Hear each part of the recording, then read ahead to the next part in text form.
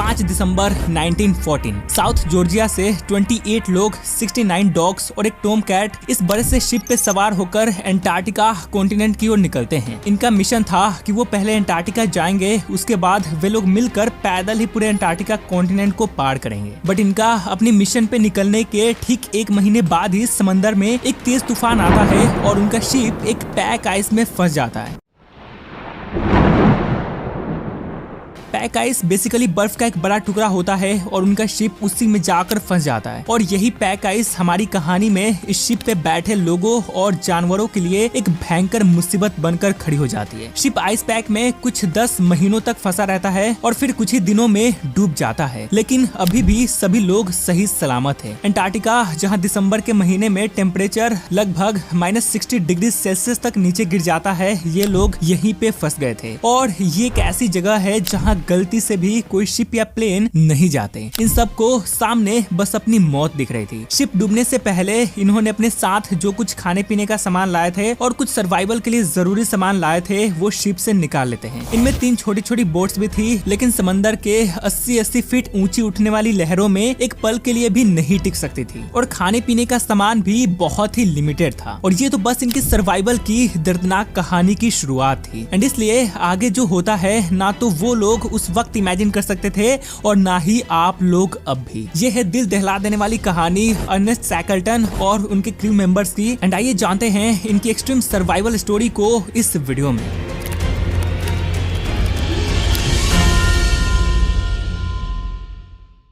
कहानी की शुरुआत होती है 1911 में, जब अर्नेस्ट शैकलटन जो कि एक एंग्लो आयरिश एक्सप्लोरर थे, उन्होंने डिसाइड किया कि वो पूरे अंटार्कटिका कॉन्टिनेंट को पार करेंगे, वो भी पैदल। जब ये बात दुनिया को पता चली तो दुनिया भर से एक्सप्लोरर और इंटरेस्टेड लोग शैकलटन को 5000 लेटर सबमिट किए। उन 5000 लोगों में से सिर्फ 28 लोगों को शैकलटन ने अपनी इस मिशन के लिए चूज किया और 69 डॉग्स और एक बोब कैट को भी। इस मिशन का नाम इन्होंने imperial trans Antarctica expedition mission रखा। ब्रिटिश सरकार से इनको करीब 10,000 यूरो दिया गया। इन्फ्लेशन को एडजस्ट करे तो आज के डेट में करीब 10 लाख यूरो यानी कि 13,12,000 डॉलर। यहाँ पे आप सोच रहे होंगे कि शैकलटन को ब्रिटिश सरकार इतना बड़ा अमाउंट देने के लिए तैयार क्यों हो गई। तो बात ये थी कि शैकलटन कोई मामूली एक्सप्लोरर नहीं थे, बल्कि इससे पहले भी ये 2 बार अंटार्कटिका रीजन में जाकर सक्सेसफुली मिशन कंडक्ट करके वापस आ चुके थे। इसी वजह से इनको इतना बड़ा अमाउंट रेज करने में कोई प्रॉब्लम नहीं हुई। खैर, जरूरत की सारी सामान लेने के बाद ये 5 दिसंबर 1914 को साउथ जॉर्जिया से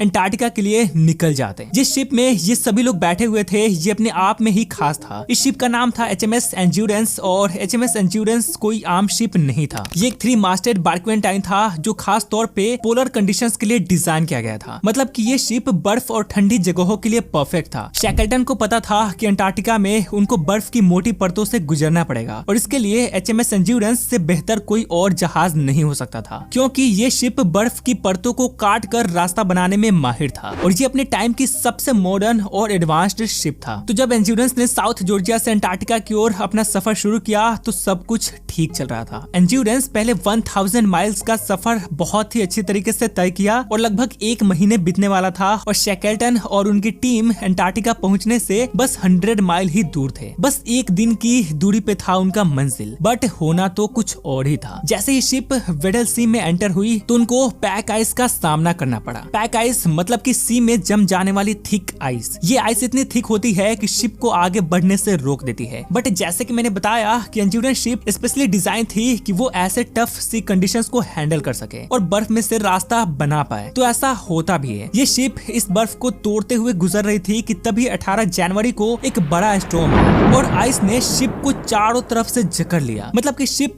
जो पीछे से बर्फ में रास्ता बनाते आ रही थी वो हैवी स्टॉर्म की वजह से बंद हो गया। शिप को आइस ने इतना टाइट पकड़ लिया कि मूव करना मुश्किल हो गया। क्रू ने आइस को कट करने की कोशिश की लेकिन कुछ भी काम नहीं आया। फिर फरवरी 14 को एक वाटर चैनल खुला, लेकिन वो भी सराउंडेड था सॉलिड पैक आइस से जो कि 12-18 फीट तक ठीक थी। क्रू ने शिप को आइस से छुड़ाने की कोशिश की लेकिन टेम्परेचर गिरने लगा और आइस और भी मजबूत होती गई। फरवरी के एंड तक टेम्परेचर गिर के -20 डिग्री सेल्सियस तक पहुंच गया। शिप अब सर्दी के मौसम में पूरी पूरी तरह से आइस में जकड़ चुके थे। क्रू ने एक बार फिर शिप के साइड्स को साफ किया ताकि अगर आइस दबाव बनाए तो शिप आइस के ऊपर उठ सके और क्रैश होने से बच सके, लेकिन ऐसा कुछ नहीं होता है। शिप को ऐसे बर्फ में फंसे करीब 10 महीने बीत चुके थे और तभी अक्टूबर 27, 1950 को आइस ने इतना प्रेशर डाला कि एंड्योरेंस के स्टर्न को लिफ्ट कर दिया और उसका रडर और कील तोड़ दिया। पानी शिप के अंदर भरने लगा और वो डूब गया। अब आप सोच रहे होंगे कि शैकल्टन और उनकी टीम की शिप फंसी थी जनवरी 1915 में और डूबी थी अक्टूबर 1915 में। तो देखा जाए तो फंसने से लेकर डूबने तक के टाइम में लगभग 10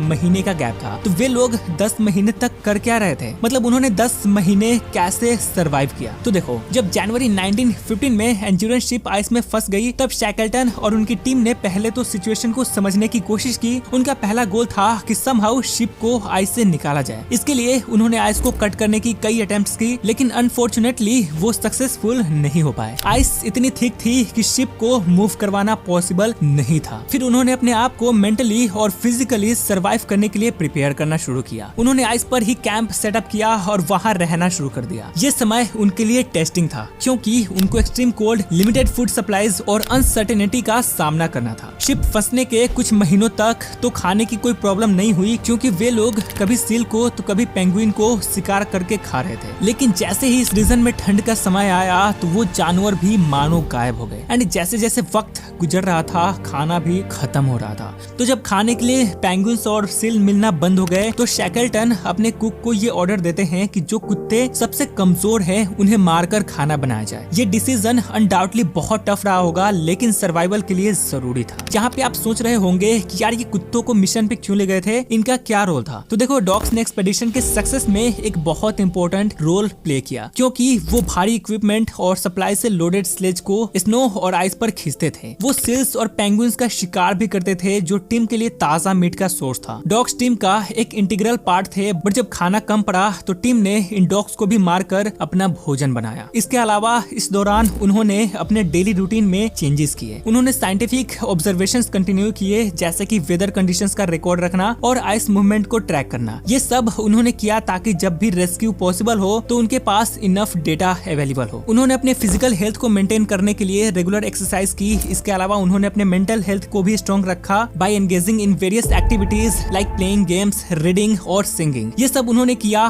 ताकि मोरल डाउन ना हो और सब लोग पॉजिटिव रहे। बट ऐसा भी नहीं है कि वहाँ पे सब अच्छा ही चल रहा था। कभी कभी वहाँ पे कुछ क्रू की आपस में कुछ कॉन्फ्लिक्ट भी हो जाती थी, बट शैकल्टन अपनी डिप्लोमेटिक स्किल्स का यूज करके सिचुएशन को हैंडल कर लेते थे। उनका एम था कि टीम यूनिटी बनी रहे और इसके लिए वो हर पॉसिबल स्टेप लेते थे। वे रेगुलर मीटिंग्स भी किया करते थे और हर क्रू मेंबर को इन्वॉल्व किया करते थे ताकि सबको लगता रहे कि उनकी वॉइस मैटर करती है। और इस तरह कॉन्फ्लिक्ट के बावजूद भी वे लोग साथ में काम करते रहते थे। तो जब तक शिप स्टेबल थी तब तक वे लोग शिप के अंदर ही रहते थे, लेकिन जब आइस ने शिप को जकड़ लिया और मूव करना पॉसिबल नहीं रहा तब शैकल्टन उनसे कहे कि वे लोग आइस पे अपना कैंप बना ले। और ये उन सब के लिए लाइफ सेविंग डिसीजन था क्योंकि उनके कैंप लगाने के बाद ही कुछ ही दिनों में शिप डूब जाती है। प्रॉब्लम उनकी यहीं पे खत्म नहीं होती है। जिस पैक आइस पे ये लोग अपना कैंप लगाकर सरवाइव कर रहे थे वो फ्लोट तो हो ही रहा था, बट अंटार्कटिका रीजन में स्प्रिंग सीजन आने वाला था। मतलब कि अब जो बर्फ का टुकड़ा था वो या तो पिघल जाता या टूट जाता। बट यहाँ अच्छी बात ये थी कि जिस पैक आइस पे ये लोग फंसे हुए थे वो पैक आइस धीरे धीरे फ्लोट होने के कारण अपने एक्चुअल पोजीशन से बहुत दूर आ चुका था, जिसकी वजह से शैकल्टन और उनकी टीम को एक आइसलैंड जैसा कुछ दिखता है। असल में वो एलिफेंट आइलैंड था। तो जब शैकल्टन और उनकी टीम ने इस आइलैंड को देखा तब उनके पास 3 लाइफ बोट थी, जेम्स कैड, डडले डॉकर और स्टैनकॉम्ब विल्स। ये तीनों लाइफ बोट्स के नाम है। इन तीनों ही बोट्स में जेम्स कैड बोट बड़ा ही खास था। क्यों, ये आपको आगे पता चल जाएगा। इन्हीं बोट्स में बैठकर वे लोग वेडल सी के ओपन पैक आइस से होकर एलिफेंट आइलैंड तक पहुंचते हैं। बट ये जर्नी आसान नहीं थी। बहुत तेज ठंडी हवा चल रही थी और रफ सीज और आइसबर्ग्स के बीच उन्होंने अपनी बोट्स को नेविगेट किया। शैकल्टन ने अपने नेविगेशन स्किल्स का यूज करके और टीम ने अपने फिजिकल स्ट्रेंथ का यूज करके इस चैलेंजिंग जर्नी को कंप्लीट किया। और फाइनली 15 अप्रैल 1960 को 497 दिनों बाद पहली बार वे लोग किसी ठोस लैंड पे कदम रखे। जब वे एलिफेंट आइलैंड पे पहुंचे तो उन्होंने वहां पे पॉइंट वाइल्ड नाम का एक कैंप सेटअप किया। एंड जैसे कि मैंने बताया कि अर्नेस्ट शैकल्टन और उनकी टीम जब एलिफेंट आइलैंड पे पहुंची थी 15 अप्रैल 1916 को, तब उन्होंने कुछ दिन आराम किया। फिर 20 अप्रैल 1960 को शैकल्टन ने अनाउंस किया कि वो साउथ जॉर्जिया जाने के लिए जेम्स कैड कैड नाम के लाइफ बोट का यूज करेंगे। अब तो आप समझ गए होंगे कि ये जेम्स कैड बोट स्पेशल क्यों था। उनका ये डिसीजन काफी ब्रेव था क्योंकि साउथ जॉर्जिया तक का सफर काफी रिस्की और लंबा था, लगभग 1287 किलोमीटर का। ये डिस्टेंस इतना ही है जितना कि दिल्ली से बिहार। शैकल्टन ने अपने साथ 5 और क्रू मेंबर्स को चुना जो इस खतरनाक सफर में उनके साथ जाने के लिए रेडी थे। उन्होंने जेम्स कैड को स्पेशली मॉडिफाई भी किया था। इसकी लंबाई करीब 22.5 फुट थी और वो रफ सीज को झेलने में सक्षम थी। हैरी मैकनिस जो कि शिप के कारपेंटर थे, उन्होंने बोट को स्ट्रेंथन किया और उसके डेक को लैंप विक, ऑयल पेंट और सील के खून से सील किया ताकि बोट को वाटरप्रूफ बनाया जा सके। इसके बाद शैकल्टन ने 5 लोगों को चूज किया। फ्रैंक वॉर्सली और टॉम क्रीन उनके पहले चॉइस थे बोट क्रू के लिए। जॉन विंसेंट, टिमोथी मैककर्थी और हैरी मैकनिस, उन सभी को उन्होंने स्किल वाइज चूज किया। जहाँ पे शैकल्टन एक और बड़ा डिसीजन लेते हैं, अपने साथ सिर्फ 4 वीक का ही खाना रखा और अपने टीम मेंबर से कहा कि अगर हम 4 वीक में नहीं पहुंच पाए तो समझ जाना हम समंदर में समा चुके होंगे। और फिर 24 अप्रैल 1916 को शैकल्टन ने साउथ जॉर्जिया जाने के लिए अपने सफर की शुरुआत कर दी। लेकिन ये कोई आम सी रूट नहीं था। ये दुनिया का सबसे डेंजरस रूट में से एक था जहाँ समंदर में 80-80 फीट तक ऊंची लहरें उठती थी। इवन आज के डेट तक जब हम इतने एडवांस हो चुके हैं फिर भी ड्रैक पैसेज को अवॉइड किया जाता है। खैर इनका सफर अगले 2 दिनों तक बिल्कुल नॉर्मल चल रहा था, बट जैसे ही ये लोग ड्रैक पैसेज के आसपास पहुंचने वाले होते हैं कि एकदम से मौसम खराब हो जाता है। ऊंची ऊंची लहरें उठने लगती है। उस बोट में बैठे सभी लोगों को ऐसा लगता है बस अब ये लोग नहीं बच पाएंगे, लेकिन वे लोग हार